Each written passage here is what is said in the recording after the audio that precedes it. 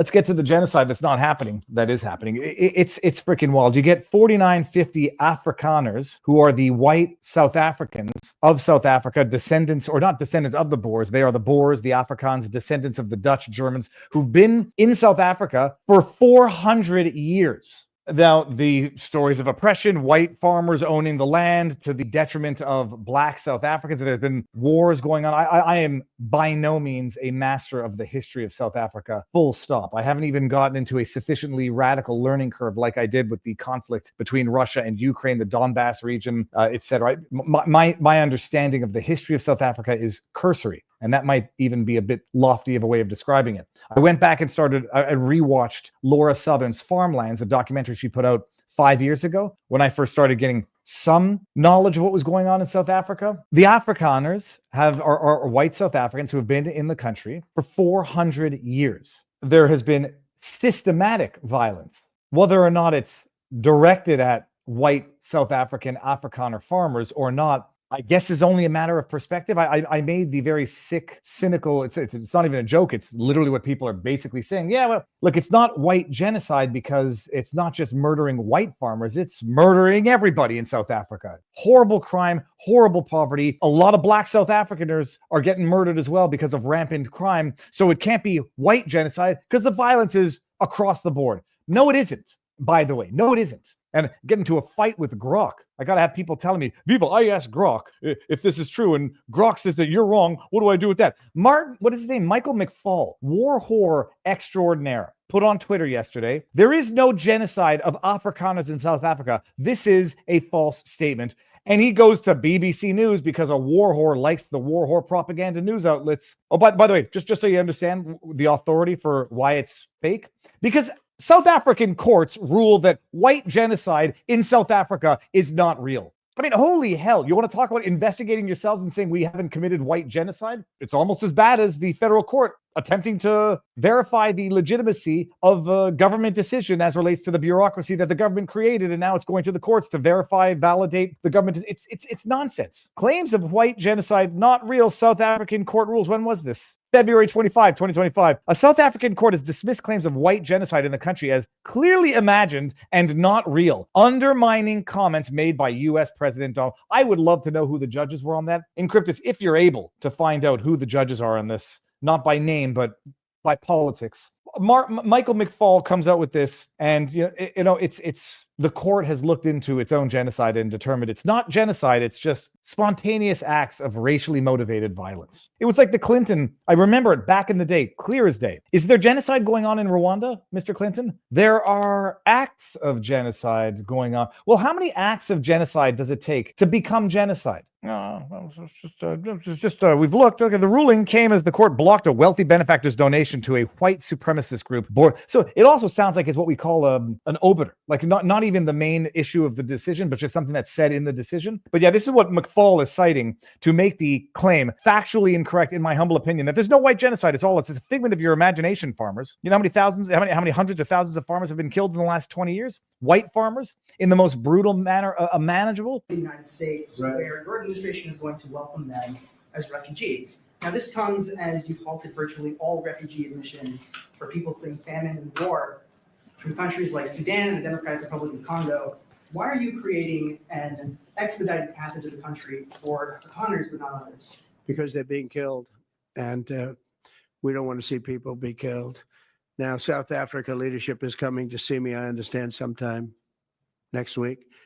And, we're supposed to have I guess a G20 meeting there or something, but we're having a G20 meeting. I don't know how we can go unless that situation's taken care of, but it's a genocide that's taking place that you people don't want to write about, but it's a terrible thing that's taking place. And farmers are being killed.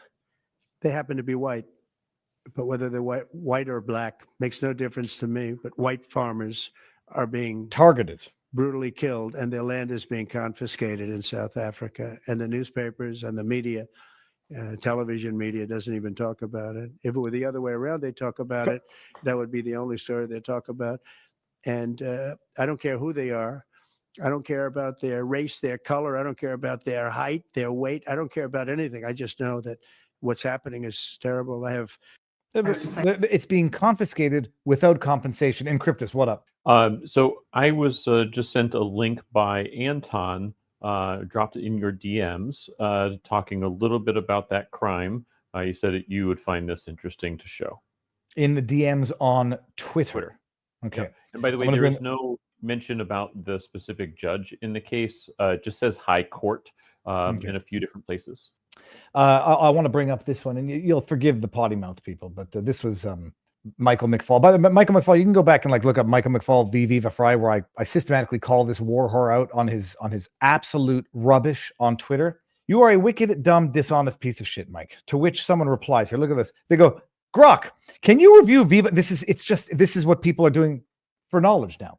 Based on evidence, Michael McFaul's claim that there is no genocide against Afrikaners in South Africa appears to be truthful. Why? Because Grok goes and scours the internet for the BBC. Listen to this.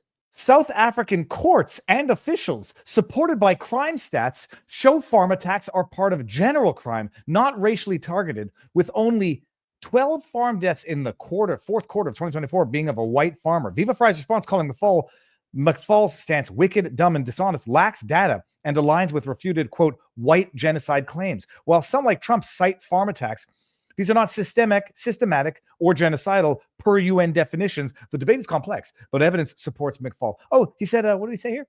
They don't target any, what did they say? Not racially targeted. Oh, that's interesting. That's interesting, Grok. You know why it's interesting? Because they don't do racial breakdowns of their crime, and it's for obvious reasons. I had to reply to this individual to say that we've entered the realm of the world now where we look to Grok. Hey, Grok, well, it's Brondo's got electrolytes. It's the stuff plants need. Why do plants need electrolytes? Because Brondo says it does. Listen to this. You just go a few claims of white genocide not real. That was the BBC article. South Africa here, but despite numerous claims in the past of systemic targeting of the country's white Afrikaner minority group, local crime statistics figures paint a different picture. Go on. South Africa does not release crime figures based on race. Well, then what the fuck does it show? Oh, I'm sorry. There's no white genocide because we don't break down statistics based on race. There you go. Grok, give him the answer. Ask Viva next time. Don't even ask me. Just use your own effing brain. God gave it to you for a reason. Oh, yeah, there's no white genocide, but we don't know who's getting killed. We don't break down crime stats based on race. But the latest figures reveal that 6,953 people were murdered in the country between October and December 2024. Of these, 12 were killed in farm attacks. Of the 12, 1 was a farmer, while 5 were farm dwellers and 4 were employees who are likely to have been black. In contrast, 961 women were murdered alongside 273 children. We don't do it. We don't break down crime based on stats. By the way, don't worry about it. There's other places to find it. 87% of farm murder victims since 1990 have been white. What do you call targeted crime? Or crime that targets or at least disparately impacts a specific race for which no protections are implemented by the government, which wants them dead. I mean, literally chants death to white people. Literally have politicians saying, we're not yet systematically killing the whites, but we might soon. What was the third one here? Oh, yeah, that guy. South Africa. Is Julius Malema inciting white genocide? When you sing, there was the joke like "kill the white people" from Saturday Night Live back in the day. I mean, this is where we're at right now. He's chanting "kill the white people." 87+% of farmers killed since 1990 have been white, but there's no genocide. Oh, you got to listen to this gem of absolute brain rot coming from a Twitter account that I just described, and I think I'll probably be blocked by them sooner than later. CNN. So it's going to be good. Okay. So if you think about the history of South Africa, it being under an apartheid system, where I think it is 80% of the population that are Black Africans only own 4% of the land. That is because they were put in shanty towns and moved into areas where they had no rights. And so 30 plus years ago, they went through a revolution. The apartheid system ended, and they reformed their constitution under the great leader of Nelson Mandela.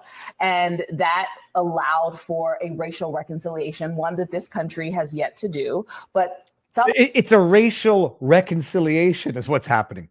By the way, just understand, what this person, I don't know what authority she carries or what influence she has in the world, but understand what they now want by way of racial reconciliation, because they're referring to what's going on in South Africa as racial reconciliation. What they really mean is racial retribution. And when they talk about that in America, at least you can glean from this individual what they want by way of racial retribution, reconciliation in America is what they see going on as racial reconciliation in South Africa. South Africa did it, and they reformed their constitution. And part of that is that the people who are native to that land deserve their rightful land back. That is not what the Afrikaners actually want to have happen, which are the white Africans. And so who are not originally from Africa, who colonized South Africa also. And so that is what they are saying is discrimination. Now, if the constitution in South Africa is discriminatory, they have their checks and balances in that land, just like we do. And that is for them to, so if the Afrikaners don't actually like the land, they can leave that country. They are. Understand what you just said there. If you don't like the racist discriminatory laws and the expropriation without compensation, you can leave. If you don't like the targeted violence and the lack of protection or punishment from the government, you can leave. Do you know what you call expropriation without compensation, targeted violence, and racist or discriminatory laws? And if you don't like it, leave? That's called genocide by the UN definition of genocide. Like, if you don't like Nazi laws and you don't like the Nazis stealing Jewish property and you don't like the random pogroms or Kristallnachts, you can leave. You can leave until you can't. You can leave unless you can't. And then they'll take your land. Then they'll murder you on your farms and claim it's not happening because they don't break down murders by race, but someone does, and it's out there. If you don't like it, you can leave. Checks and balances in that land, just like we do. And that is for them to, so if the Afrikaners don't actually like the land, they can leave that country. They are. They're leaving to come here. No, they can These leave refugees and are go, coming here. They can actually leave and go to where their native land is, which is probably Germany. Are you against them coming here? Go to their native land of 400 years ago. That's no longer native. And just you could apply her twisted logic in a way that would come back to bite her in the tush. That's exactly what I wanted to say is, wouldn't that logic also mean that black people should go back to Africa? I mean, that's effectively what 400 years on the land. If you don't like the laws of the land, you can leave. Holy shit. It's the most racist thing I've ever heard coming out of her mouth. I don't even think she understands that she said it. You don't like the racist laws of the land. You've been here for 400 years. Go back to your native land. Holy merciful goodness. That's basically what she said. It's not basically, it's what she said. Apply it mutatis mutandis. That's the thing about logic, is if you apply it evenly, you'll see the absurdities and the racistness of what you're saying. Oh my. Holland. Are you against them coming here? I'm against the hypocrisy of this administration. No, that's not the question. The question is, are you against them coming here? If there was actually a genocide happening, like there is in other places in Sudan, in the Congo, I would not. I'm sorry, not who's performing the genocide in Sudan or the Congo? opposed for Congolese and for the Sudanese to come to Africa, just like I'm not opposed to Venezuelans and South Americans coming to America if they are fleeing and looking for asylum. What I am Just against, these 50 people you're what against. I am against, it's not about being against them. What I am against is that they are being given special treatment when there is not a genocide happening in South Africa, and they just don't like the law of the land. So you know what they just don't like the law of the land. Clip that. Put that on blast. You don't like the law of the land? Get the fuck out. I mean, imagine that that's the logic that this person's actually adopting. There is no white genocide. And the more they say it, the more you know it's true. The more the Michael McFalls of the world and the BBCs of the world say there's no white genocide, the more you know it's true. Targeted violence against farmers. 87% of the farmers who have been murdered since 1990, white. Well, a lot of black people are getting murdered because it's a shithole country where everybody murders everybody. Yeah, that might be true. That's not the question, however. Disparately impacting white farmers. Expropriation without compensation, targeted violence that the government basically green lights.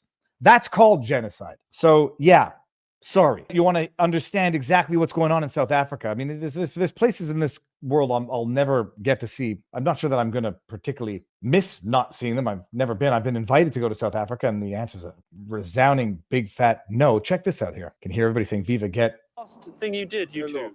We took 4 cars last night. Last night, where? In Benoni.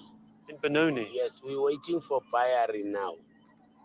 You're waiting for a buyer. Maybe. How did you get them? We take it with a gun. What can we do? Only money that I want. And to hurt people? Yeah, the people, I will show you with your last born. If you don't want to give me a man, I will show you with your last born. Took him to shower or to the hot shower. I like to show you there I want money. Or to the oven, micro oven. I put him like this to the oven.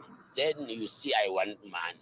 If I've got a child there, you saying you would hurt the child to find out the information? Took your child, I put it in oven. This reporter, by the way, was so nauseated. He's like, later on, I watched this already. He's like, this is what's going on in South Africa to farmers. Oh, well, they're not doing it because they're white. They're doing it because they're landowners. They're not doing it because they're white. They're doing it because they're wealthy. I don't even know that it's a question of wealth. They're not doing it because it's white. It just happens to disparately impact the whites. 87% of those murder victims, white. Government does nothing, expropriates land, and goes out and occasionally chants for the death of white people. It's not genocide, though. It's a myth. And anybody who says it is a white supremacist. Yep. It's not happening, but it's what they get for 400 years of oppression is basically what that woman on CNN just said. Anyway, that was the way to end the show on a very dark note. Make sure that you're subscribed before you leave. We're going to go over to locals for our after party. I haven't heard a kid come knock on a door to see what's going on, but I haven't heard any bad news. Encryptus, sir, what's up? Please pitch the book before we go. Oh, the book. Oh, what book? This thing right here? Louis the Lobster? I got 50 copies. I'm like, what the heck was that? I'm like, my I got this in British Columbia in 2001 or 2002, and when we got it, it was perfectly smooth and closed. And by the time we got home, it had blossomed, and then it had massive seeds inside each and every one of these. Yes, the book.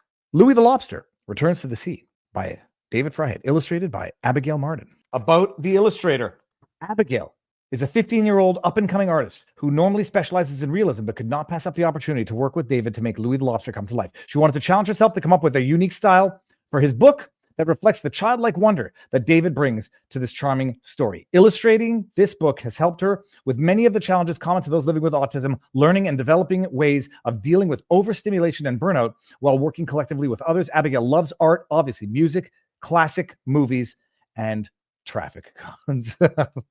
Well, if Abigail loves traffic cones, she will love Canada and Montreal in particular. The land of the orange cone, people.